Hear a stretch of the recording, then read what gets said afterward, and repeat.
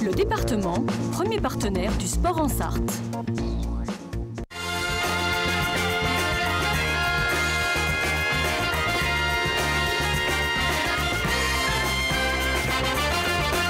Seconde partie de Totalement Foot et nous a rejoint un troisième chroniqueur qui a fait aussi vite que possible mais qui est arrivé avec un petit peu de retard.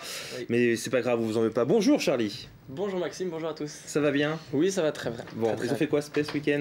Ils ont gagné 2-0. Ouais. Toujours blessé? Toujours blessé, ça risque pas de s'arrêter tout de suite d'ailleurs. Oui, à la fin de saison pour... Il y a des chances. Il y a des chances. Malheureusement. Hein. Ouais, malheureusement. Mais on vous reverra l'année prochaine encore plus fort, on n'en doute pas un seul instant. Allez, la seconde partie d'émission, on va s'intéresser, on va continuer d'évoquer le championnat national 3. Vous allez voir les résultats du week-end, avec notamment ce large succès de Nantes face à La Roche-sur-Yon, avec un doublé de Santienne-Gomme.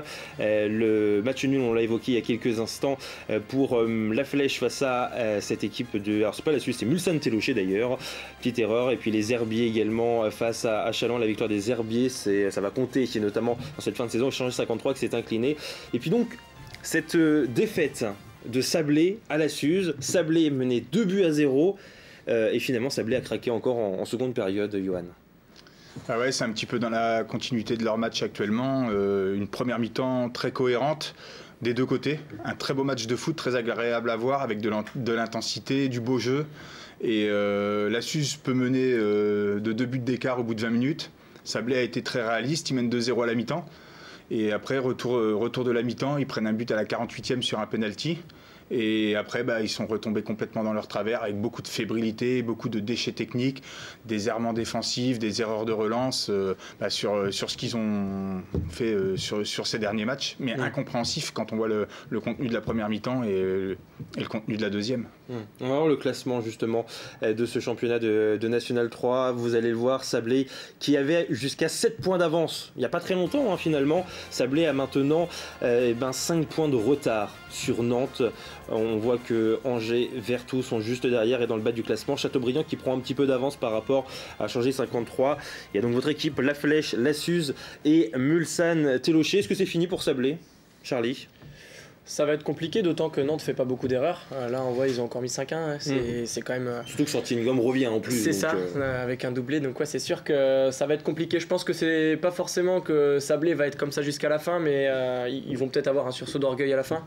Mais je pense surtout que Nantes va pas faire d'erreur. Plus à ce moment-là de la saison. C'est fini, Corentin? Oui, c'est ça. Nantes a vraiment l'objectif de monter. Donc à partir de là, ils vont pouvoir faire redescendre des joueurs.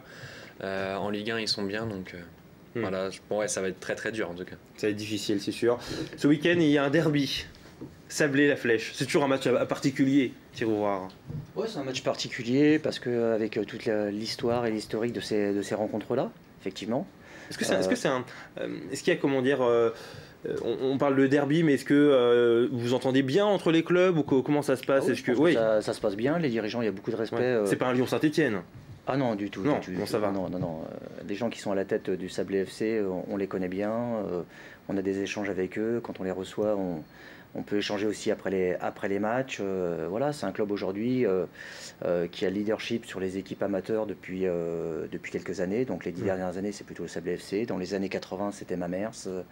Les années 90-2000, c'était La Flèche. Voilà, c'est souvent des cycles comme ça. Et je pense que ce qu'ils font peut servir d'exemple dans l'organisation de leur club, la gestion et pour les autres clubs amateurs de la Sarthe. Bon, même s'il n'y aura sans doute pas de montée pour cette année pour les hommes d'Olivier Pignolet. On va revoir le classement, mais en s'intéressant cette fois-ci à la colonne de droite, si je peux dire, à savoir le bas du classement. Angers 53, donc 21 points. La Flèche, La Suze 20 points et Mulsanne 18 points. Les 4 clubs se tiennent donc en 3 points. Est-ce qu'on peut dire très clairement que ça va se jouer entre ces 4 clubs? Châteaubriand, c'est beaucoup trop loin. Chalon, c'est pareil. Attention quand même à Châteaubriand, pas faire trop d'erreurs. Mais oui, c'est clair que là, ça va jouer entre ces 3-4 clubs-là. Il va falloir batailler jusqu'au bout, incapable de dire aujourd'hui qui va se maintenir, qui va descendre. Je ne vais pas vous poser la question, ne vous inquiétez pas. Voilà. Ça paraît compliqué pour Mulsanne dans la dynamique actuelle. Après, rien n'est impossible, comme on le voit avec Sablé en ce moment, avec la Suisse en ce moment, pardon. On va le voir le calendrier de ces 4 dernières équipes justement et les derniers matchs. Alors vous avez un match d'ailleurs en plus par rapport à 2 autres. Alors j'espère que vous voyez bien, il y a notamment une confrontation entre Mulsanne Télocher et Changé, un match assez important. Vous avez un match en plus, c'est face à l'équipe des Herbiers, match en retard que vous allez avoir à jouer ces débuts mai. Est-ce que la date est connue là maintenant? Oui, ce sera le 6 mai, puisque ça devait être le 1er mai. Mais ça ne nous paraissait pas forcément très cohérent. Les Herbiers avaient un tournoi à ce moment-là aussi. Ouais. Le 5 mai, avec l'anniversaire malheureusement du drame de Furiani, une date qui est gelée. Donc ce sera le dimanche 6 mai à 15h aux Herbiers. Et puis la Suze également qui a un match face à Châteaubriand. On va peut-être revoir en même temps un peu le calendrier. Messieurs qui, on peut dire, a le meilleur calendrier, si on peut dire ça comme ça. C'est assez compliqué bien sûr. En regardant de nouveau là ce calendrier, est-ce qu'il y a une formation qui peut se dégager? Est-ce que ceux qui vont jouer 5 matchs, est-ce que c'est mieux finalement, même si la Suze a aussi la coupe, mais ça fait jouer quasiment tous les week-ends sans repos? À condition qu'ils fassent pas une contre-performance en coupe, quoi. C'est surtout ça. Si ça peut leur maintenir la confiance, après il faut faire attention parce que les blessures, tout ça en fin de saison, c'est toujours un peu délicat. Il faut savoir aussi gérer le groupe. Donc il y a plein de paramètres à prendre en compte. Donc c'est vrai que là, un peu difficile de dire si 5 matchs ou un match de moins, ça va peser dans la balance. Sachant que vous jouez quand même contre les Herbiers, qui est une équipe en forme en ce moment. Bah oui. Par rapport au classement, je pense qu'il faut aller chercher plus haut. Il faut aller chercher Châteaubriand et Châlons. Le maintien, il va se jouer sur ces deux équipes-là, je pense. Surtout que Châteaubriand, eux, ils sont moins bien quand même depuis plusieurs semaines. Ouais, mais ça reste solide. Ça descend de National 2, c'est expérimenté. C'est déjà un club qui a l'habitude de ces joutes-là. Si vous regardez le classement il est établi de la suite. C'est un championnat où il faut de l'expérience, de la maturité. Et les équipes qui ont de l'expérience, de la maturité, elles sont devant. Il y a les équipes professionnelles, le Sable FC qui est là depuis 8 ans, Vertou aussi. Et dans le bas de tableau, à part Chaland qui est remonté et le Poiré-sur-Vie qui est un petit peu hors norme, les équipes qui montent ou qui ont le moins d'expérience sont en deuxième partie de tableau. Donc le classement, il n'est pas illogique et pas non plus que territoire du Maine, peut-être plus faible que les autres équipes, je ne sais pas. Je suis ça un peu sur... moi étant de la Ligue d'Atlantique, au départ, je ne suis pas certain que ce soit la vérité. Aujourd'hui, les 4 derniers sont dans cette Ligue du Maine. Mais prenez le classement de National 3 de la Bretagne. C'est un championnat qui a baissé de niveau. Pourquoi? Parce qu'il y a eu 7 montées de DH. Pour constituer, et à part une équipe, on en parlait tout à l'heure, qui doit être Dredon, les 7 derniers ou deuxième partie classement sont les équipes qui sont montées de DH en National 3.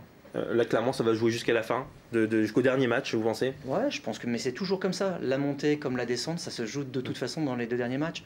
On voit avec le National 2, avec le Mans FC, nous l'an dernier.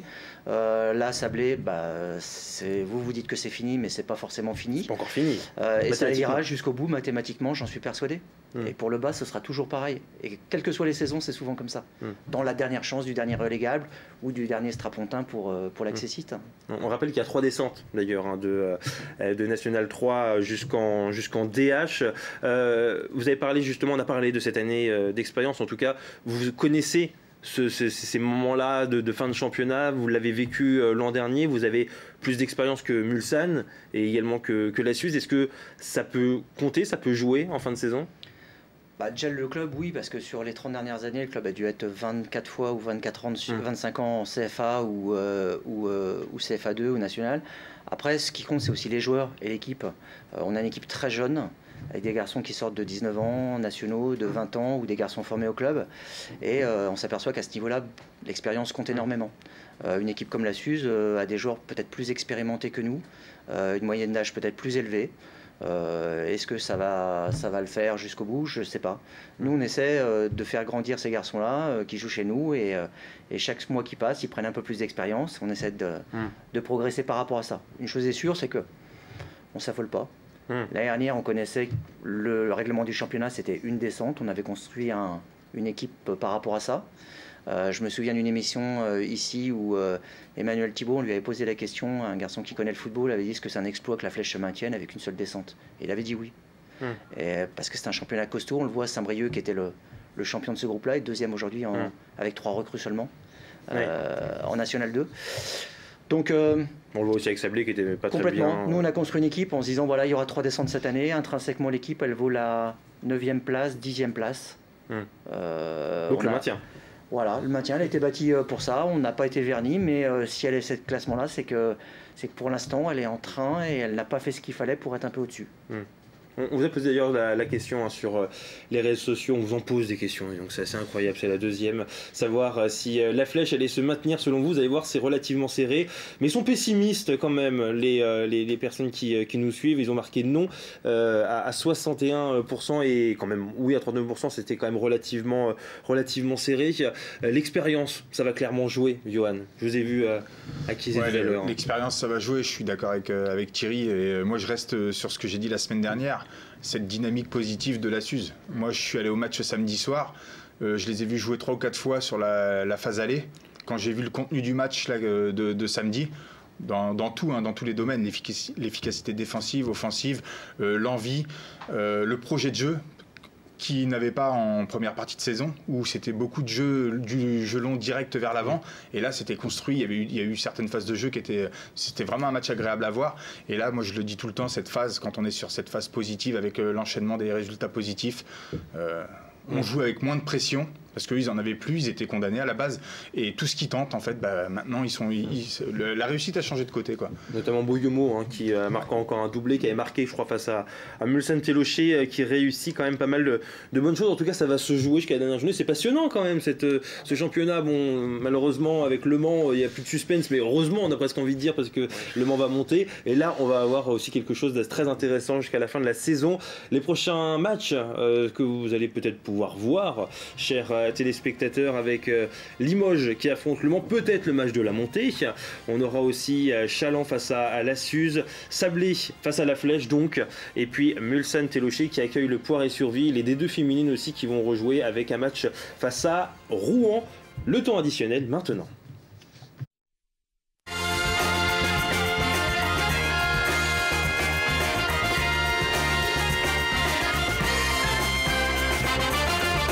Ce week-end, il y a eu un exploit majeur.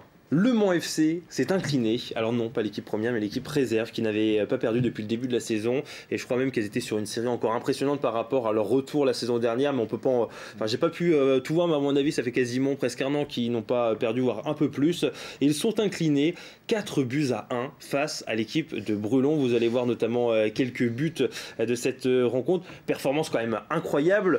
Bon, on tient aussi quand même à signaler que Romain Dupont a pris un carton rouge et que Ferrand s'est blessé, d'ailleurs peut-être que sa saison est terminée, et c'est Tangachi qui a été dans les buts à partir de la demi-heure de jeu, mais victoire quand même 4-1.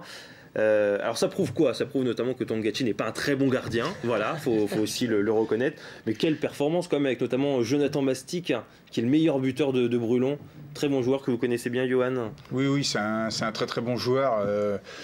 Quand on voit qu'il évolue quand même à Brulon, et on sait le parcours de Brulon, on sait d'où ils viennent. Déjà, ce qu'ils ont fait, c'est énorme d'arriver en DH avec.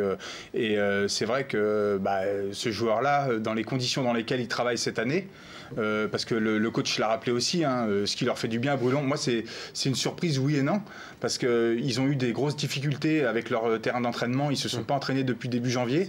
Là, ils retrouvent son effectif au complet. Les gars recommencent à revenir à s'entraîner. Ils commencent à enchaîner les victoires positives, la chaîne positive plutôt.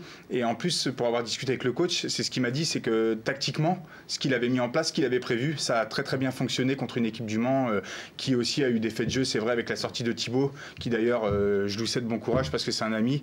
Sa saison est terminée, s'est fait opérer, donc il me l'a dit clairement. D'accord. Voilà, donc c'est saison terminée. Donc je lui souhaite un bon rétablissement. Mais c'est vrai que là, Le Mans, faut qu'il fasse attention quand même, parce qu'il n'y a plus que 3 points sur le stade mayennais. C'est vrai, mais justement, on va voir. Ouais. Et ce qui est très important, c'est que Le Mans, faudrait absolument qu'il fasse la montée aussi avec l'équipe B, parce que si les 19 nationaux ne se maintiennent pas, je trouve que c'est super important pour le club qu'ils aient une équipe réserve en National 3 pour pouvoir garder les bons jeunes qu'ils ont derrière. Ça, je pense que c'est très très important. Justement, on va regarder les autres résultats de cette nouvelle journée de DH, et vous allez le voir, Le Mans s'est incliné, mais derrière, on a gagné. Alors, Changé 53 qui ne peut pas monter s'est imposé. On notera aussi la victoire de Mayenne à Saint-Saturnin, qui va mal d'ailleurs, Saint-Saturnin depuis plusieurs semaines. Et puis la Ferté-Bernard qui s'est imposé 5-2 depuis Bonchance. Saint-Saturnin, ça va mal d'ailleurs depuis votre blessure blessure, j'ai l'impression, Non, Charlie mais Briand. Par contre, je souhaite un bon rétablissement aussi à Romain Goliot qui s'est aussi blessé. Oui, qui est parti avec l'ambulance ce week-end. Ouais. Donc voilà, j'en profite. Bon, bah, Mais voilà, vous oui, faites bien. c'est difficile pour Saint-Sat après. On va le voir au classement. Classement de ce championnat de DH, Saint-Saturnin qui est 12e, Le Mans qui est donc en tête avec le même nombre de points que Changé qui donc d'une ne peut pas monter mais qui a aussi des matchs en avance par rapport au Manceau, et ceux qui ont le même nombre de matchs que Le Mans, c'est à savoir Mayenne et La Ferté. On voit que Mayenne est à 3 points maintenant des Manceaux. Ça se resserre vraiment dans ce championnat. On n'a pas vu d'ailleurs dans les résultats, c'est Connery qui s'est imposé face au Somme. Voilà. Somme qui a aussi eu quelques maladresses malheureusement, et le Somme qui jouera face à l'équipe du Mans FC, la réserve du Mans FC. En tout cas, le championnat est peut-être un peu relancé avec 3 points maintenant. On suivra ça dans les prochaines semaines. Merci beaucoup Thierry Ouvrard en tout cas d'être venu. Je rappelle, coordinateur technique du Racing Le Fléchois. Merci beaucoup, bonne fin de saison, bon derby ce week-end. Merci à vous. Vers l'ambiance au stade Rémy Lambert. Oui, il y a toujours du monde là-bas, donc ça va être un bon match à jouer. Pas mal de Fléchois, on imagine. Oui, aussi. Aussi. Il y a pas beaucoup de kilomètres. Merci Corentin, merci Charlie et merci Johan. La semaine prochaine, on s'intéressera à un autre club, l'International Le Mans. Voilà, rendez-vous à partir de 19h30 sur LMTV. Bonne semaine, bye bye.